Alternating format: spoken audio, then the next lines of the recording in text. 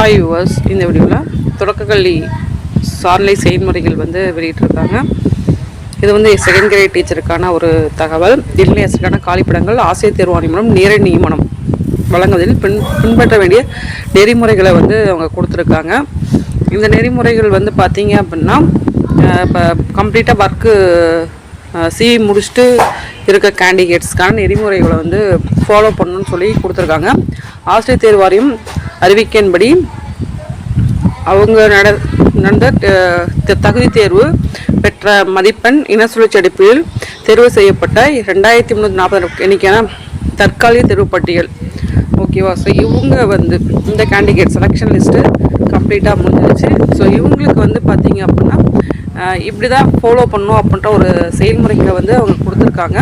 மேற்கண்டவாறு பெறப்பட்ட பணி நியமன இடம் தேர்வு செய்யும் வகையில் தொடக்கக்கல்வி இணை இயக்குனர் அளவில் சென்னையில் நேரடி கலந்தாய்வு முறையில் பணி நியமன ஆணை வழங்கப்பட உள்ளது எனவோ, அத்துடன் தேர்வுப்படி செய்யப்பட்ட வீட்டு முகவரியுடன் கூடிய பெயர் பட்டியல் பார்வையில் 2 செயல்முறைகள் வாயிலாக அனைத்து மாவட்ட கல்விகளுக்கு எல்லா டிஸ்ட்ரிக்டும் வந்து இது வந்து கொடுத்துருக்காங்க.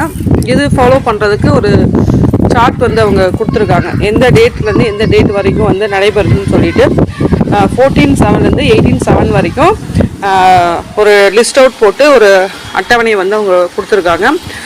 இதில் வந்து பார்த்திங்கன்னா எங்கெங்கே நடைபெறுது அப்படின்றத வந்து கொடுத்துருக்காங்க. கலந்தாய்வு நடைபெற இடம் தேர்வு செய்யப்பட்ட தரவரிசை எண் 1லேருந்து 250 வரைக்கும் 251லேருந்து அது கரஸ்பாண்டிங்காக அந்த இடமும் வந்து எந்த இது அப்படின்னு சொல்லிட்டு மென்ஷன் பண்ணி சொல்லியிருக்காங்க.